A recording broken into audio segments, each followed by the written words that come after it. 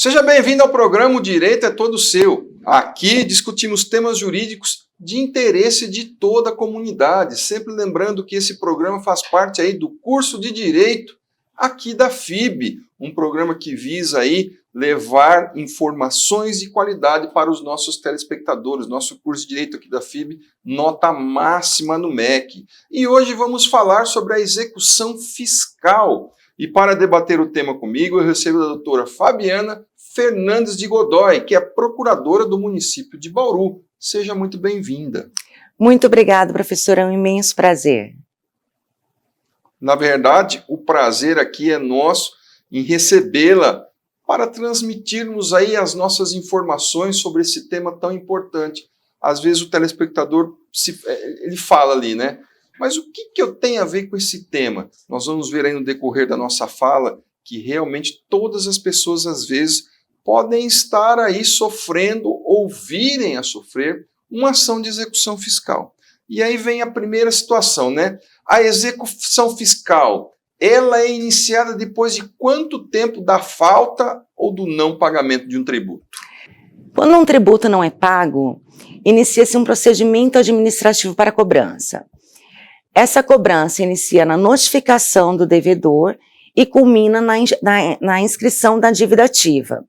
Inscrita na dívida ativa, a Procuradoria Municipal, no caso, pode dar início à execução fiscal. Mas isso, em regra, não acontece logo em seguida da inscrição da dívida ativa, por falta de material humano e porque são muitas execuções fiscais. Para se ter uma ideia, o Conselho Nacional de Justiça, em 2015, apresentou uma estatística que 39% de todas as ações no Brasil inteiro são de execuções fiscais. Então, isso daria muito trabalho e demandaria muitas pessoas e muito tempo para fazer todas as execuções. Nós estamos aí falando de execução fiscal e quando falamos de execução fiscal, nós falamos aí de valor, de valores, de importâncias. E existe um valor mínimo ou até mesmo quantidade de anos, prazo aí, para ser iniciada uma execução fiscal? Isso depende da esfera de governo. Por exemplo, na esfera federal, o valor mínimo é de R$20 mil. Aqui no estado de São Paulo, o valor mínimo é de R$10 mil. O município de Bauru não tem um valor mínimo, mas alguns municípios escalonam esse valor, nunca passando o valor que é estipulado pelo estado. E o limite de anos seriam 5 anos por causa da prescrição. Então, como não podemos passar de 5 anos para entrar com uma execução fiscal, o limite máximo de anos, juntando naquele período, são 5 anos. Certo. Uma outra situação, quando a gente fala dessa ação, né, a execução fiscal é um tipo de ação que nós temos aí, que a gente está debatendo, passando essas informações para o telespectador, e pode chegar uma fase aí que exista aquela situação onde os bens do devedor podem responder pela execução fiscal. Então, quais são aí, né, para ficar fácil para o nosso devedor, o nosso telespectador, né, quais os bens do devedor dentro da execução fiscal que podem responder aí dentro dessa ação? Pela lei, todos os bens do devedor respondem pela dívida. A diferença é que numa dívida comum, o imóvel, quando ele é o único imóvel, ele é considerado bem de família e ele é impenhorável. No caso de execução fiscal, juntamente com dívida alimentar e dívida do próprio financiamento do imóvel, é possível perder o próprio imóvel por causa da dívida. Então, todos os bens, depósitos bancários, títulos de crédito, automóveis e até o próprio imóvel. Tudo responde. Tá aí, né? Bom, o nosso telespectador sempre fica atento para esse tipo de situação. Aí muita gente acaba pensando da seguinte maneira, né? Eu tenho um imóvel, eu estou sofrendo uma execução fiscal, e aí a pessoa fala assim, quer saber de uma coisa? Eu vou vender esse imóvel, porque aí eu vou me desobrigar ao pagamento do tributo. Muita gente pensa assim, vou transformar isso aí numa questão, né? Então, caso uma pessoa aí acabe vendendo o imóvel, ela se desobrigará do pagamento desse tributo?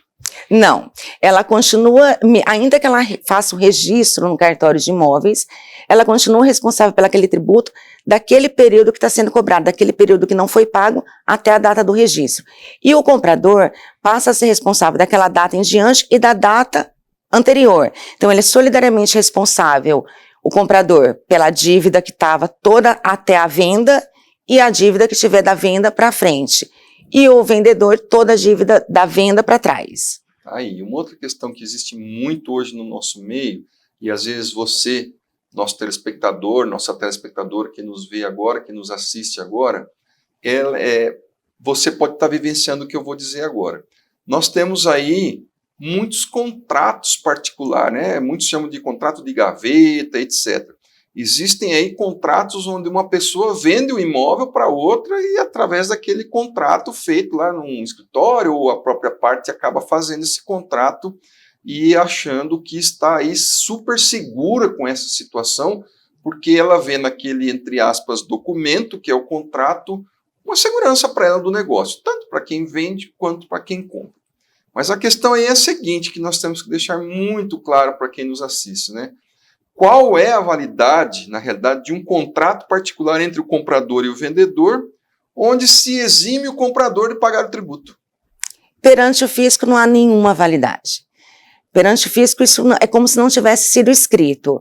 E na hipótese do fisco cobrar o imposto do comprador ou do vendedor, aquele que ficou combinado de que não pagaria, ele vai ter que pagar o fisco. Ele não pode falar assim, mas eu tenho um contrato que está falando que eu não pago. Esse contrato é só entre as partes, ele paga o fisco e depois ele tem uma ação de regresso contra o vendedor ou contra o comprador. Mas não desobriga. A única coisa que desobriga do pagamento é só da data do registro em diante, é o registro na matrícula do imóvel. Uma questão que eu acho também interessante a gente passar para as pessoas é questões ligadas a, vamos dizer assim, vamos chamar de segurança jurídica, né? Então, assim, a pessoa que compra ali de boa fé um imóvel, aquele comprador, né? O que o comprador, ele pode, ou na verdade, o que ele deve fazer para evitar de ter que pagar um tributo antigo relacionado àquele imóvel que ele transacionou? Geralmente, professor, quando um imóvel é financiado, o próprio banco pede a certidão da dívida ativa negativa, certidão negativa de dívida, referente àquele imóvel. Só que quando é uma compra entre particulares ou o parcelamento, o financiamento é feito entre particulares, sem intervenção de banco, essa certidão não é exigida. Para a segurança do comprador, o que orientamos é que ele entre no próprio site da prefeitura e informe o número do imóvel. Esse número do imóvel é facilmente localizado no carnê do IPTU, informe o número e retire, ele pode retirar essa certidão negativa de dívida, que ela sai no mesmo momento no site, ele consegue essa certidão. Uma outra situação aí que existe é que muitas vezes as pessoas, quando tem essa situação de falta de pagamento de tributo em relação a imóveis e tudo mais, né? As pessoas geralmente ficam com aquele receio da proteção do seu nome.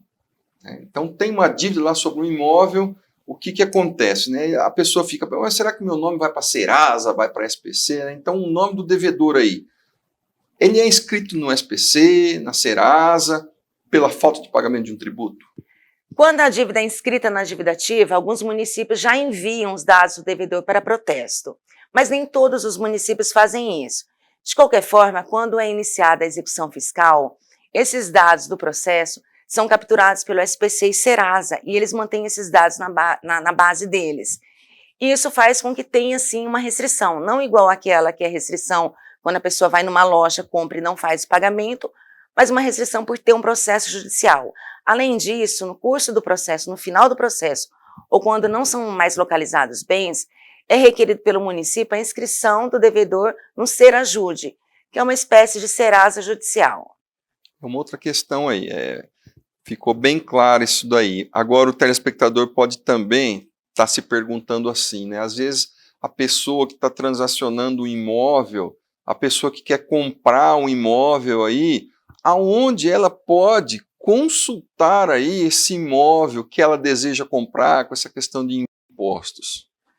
A consulta pode ser feita diretamente no site da prefeitura local. E ele acessa o site, informa o número do imóvel, que esse número está no carnê do IPTU, é facilmente localizado.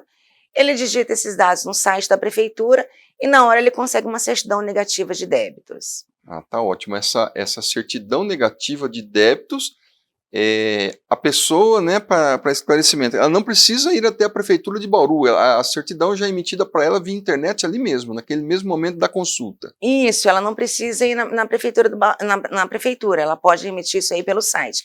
Ela faz a consulta das dívidas, dos IPTUs, dos impostos, todas as tarifas que o imóvel já está devendo no próprio site da prefeitura.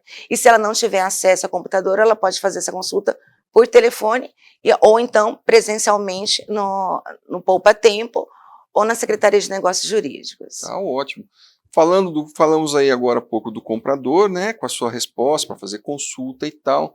Uma outra situação aí que envolve agora a questão do devedor. É possível aí esse devedor, dessa questão do imposto envolvendo o imóvel, ter a conta segurada? Sim, a conta pode ser bloqueada. O Código de Processo Civil anterior declarava que era totalmente impenhorável a conta poupança, a conta bancária, no valor de 40 salários mínimos, depois passou para 50 salários mínimos, mas o STF e o STJ entendem que essa penhorabilidade é possível por causa do princípio da segurança jurídica e da boa-fé objetiva, porque não é aceitável que alguém mantenha uma conta bancária cheia e não pague os impostos. Sem dúvida, né? Negar aí o pagamento de impostos seria um verdadeiro enriquecimento ilícito, porque os impostos são convertidos aí para a construção de escolas, creches e tudo mais. Está aí a justificativa. Bem, o papo tá bom, a questão da execução fiscal não é simples, né? Envolve uma série de questões técnicas, mas aí nós vamos tentar responder da forma mais simples possível, mas nós vamos agora para um rápido intervalo e voltamos já já. Não saia daí.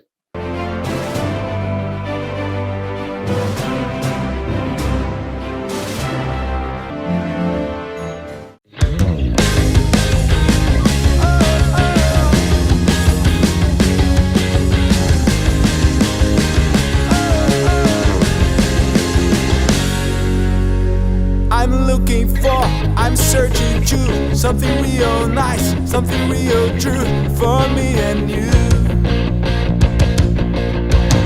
I'm looking for, I wanna feel. I'm looking for, I wanna ride. I'm looking for.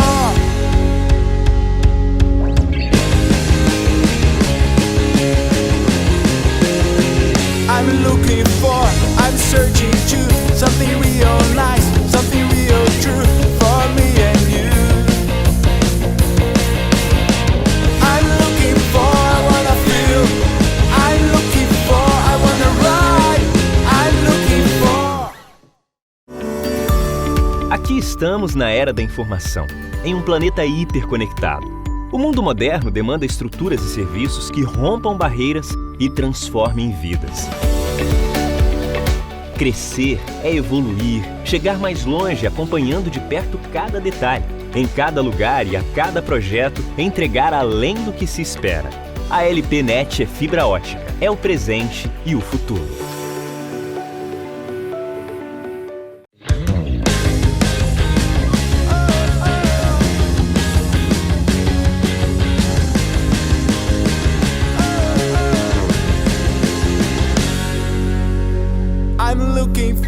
I'm searching to something real nice, something real true for me and you. I'm looking for, I wanna feel. I'm looking for, I wanna ride. I'm looking for.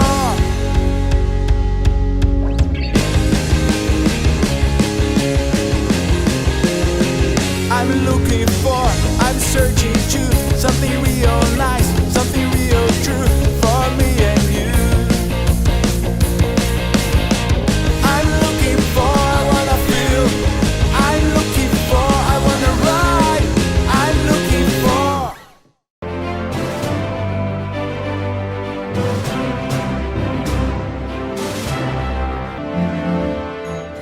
Seja bem-vindo ao programa O Direito é Todo Seu. Hoje estamos falando da questão da execução fiscal. Debatemos aqui várias questões sobre a ação de execução fiscal no bloco passado e agora vamos continuar com o mesmo tema.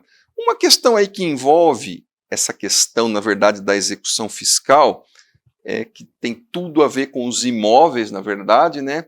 É se o imóvel do devedor for penhorado, que pode acontecer essa questão da penhora no transcorrer da ação de execução, tem como ele evitar esse leilão desse imóvel? Sim, até a adjudicação, ou seja, até que um interessado arremate esse imóvel no leilão, o devedor ele pode comparecer na prefeitura e fazer um parcelamento ou pagamento integral. Tem uma outra situação também.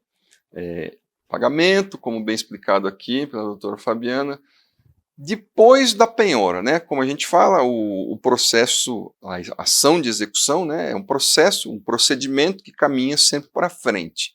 Depois, chegando nessa questão aí da penhora e depois que passou essa situação da penhora, aproximadamente quanto tempo aí demora para o bem ser liberado para a pessoa? Bom, suponha que a pessoa teve o imóvel penhorado e compareceu na prefeitura para fazer um parcelamento.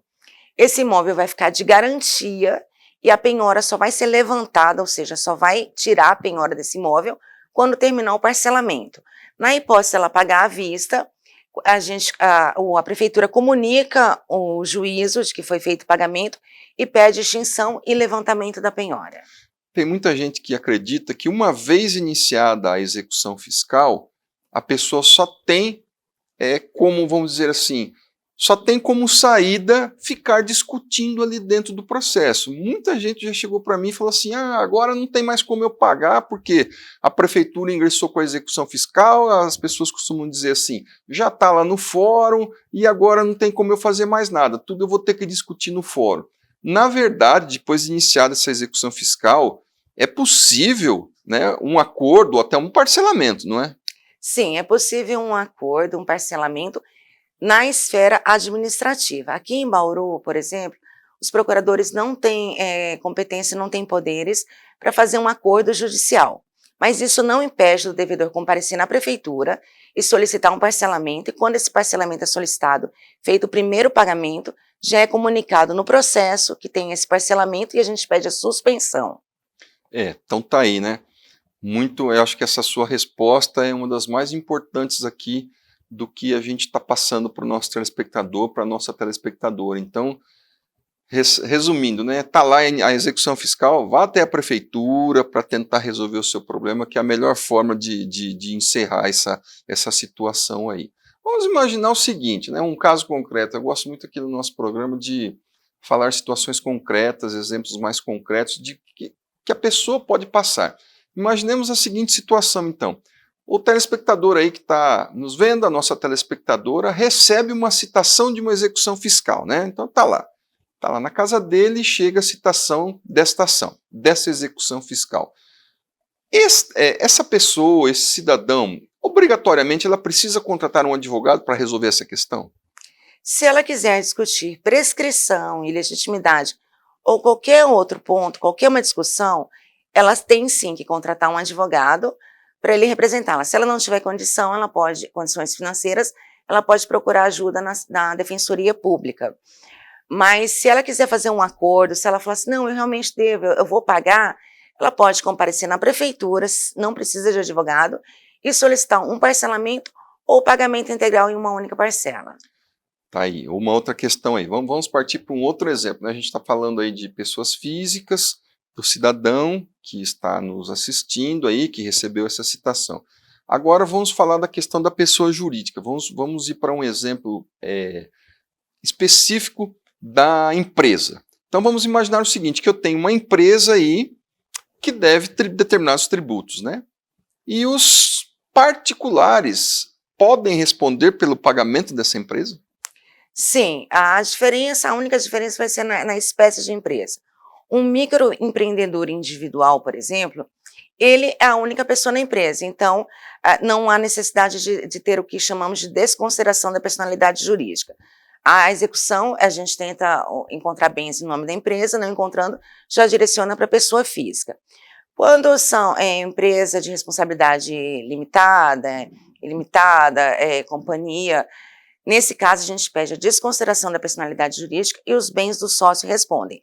Mas não é simples, não é só pedir, a gente tem que comprovar alguma irregularidade, alguma ilegalidade nessa empresa para ela estar escondendo os bens em nome dos particulares, dos proprietários. Aí sim há desconsideração e os bens dos proprietários da empresa respondem. Doutora Fabiana, você disse agora há pouco que para contratar um advogado, caso a pessoa queira, né, e para discutir a questão, principalmente que você frisou, de prescrição, né? Então, o que é especificado aí, quanto ao tempo, em relação à prescrição de um tributo? A prescrição é a perda do direito de entrar com uma ação, perda do direito de tomar uma providência em relação àquela lesão de direito. No caso tributário, a prescrição ocorre em 5 anos. Foi lançado na dívida ativa, a prefeitura ou o órgão público tem 5 anos para entrar com a execução fiscal. 5 anos e 1 dia já não pode mais. E se entrar durante esses 5 anos, se o processo ficar parado durante 5 anos, ocorre a prescrição intercorrente, que também impede a prefeitura, no caso, de continuar com a execução fiscal. Tá aí, esses prazos para o nosso telespectador também, muita informação aqui hoje, mas isso aí é uma situação que gera muita confusão na cabeça do cidadão aí também, né? Essa semana, por um acaso, antes da gente vir aqui gravar, eu tive uma situação que foi muito interessante. E a situação eu vou retratar aqui e vou repassar para você. Um aposentado que eu estava conversando, ele disse que ele queria saber se na realidade ele, como um aposentado, ele é aposentado por invalidez, né? Se ele realmente não precisava pagar o IPTU do imóvel que ele possui. E aí, o que a gente pode dizer para esse aposentado? Depende do município que ele tiver o imóvel. Aqui em Bauru, nós temos uma lei que dá, a pessoa não precisa pagar o IPTU se ela for aposentada por invalidez. Mas não basta só ser aposentado por invalidez aqui no município de Bauru. É necessário que seja o único imóvel da pessoa e que a pessoa resida naquele imóvel. Sem preencher esses 3 requisitos, aposentadoria por invalidez, residir no imóvel e ser o único imóvel, não é possível não pagar o IPTU. Então tá aí, esses requisitos aí para vocês, nossos telespectadores, nossas telespectadoras, né? Às vezes a pessoa é sim aposentada por invalidez, mas tem lá, como dito pela doutora Fabiana aqui, um monte de imóvel, etc. Não é somente ser aposentado aí por invalidez, né? A prefeitura dá o benefício mediante a pessoa estar aí dentro desses requisitos todos que foram ditos por você.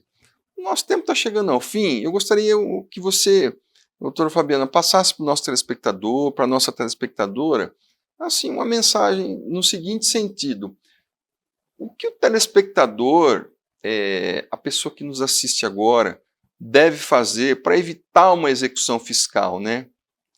É lógico que a forma mais eficaz é pagar o tributo, evidentemente. Mas eu quero dizer no sentido assim, como nós até debatemos aqui, seria talvez evitar contrato de gaveta, quais as situações aí que deve o nosso telespectador, quando for comprar um imóvel, se cercar das seguranças necessárias? Qual a sua dica?